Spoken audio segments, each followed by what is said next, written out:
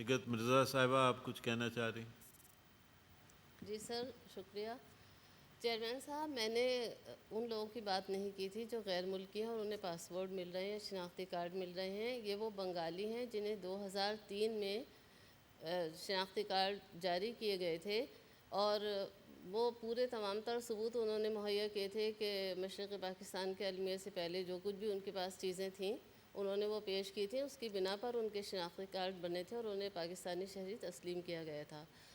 اب صورتحال یہ ہے کہ 2013 سے یہ چیز شروع کی گئی ہے کہ ان کے جب رینیو کا وقت آتا ہے شناختی کارڈ کا تو رینیول نہیں کیا جاتا، بلکہ وہی سائٹ بلاک کر دی گئی ہے اور لوگ رشوت کے طور پہ 10 اور 20 ہزار روپے لے کے ان لوگوں کے شناختی کارڈ رینیو کر رہے ہیں۔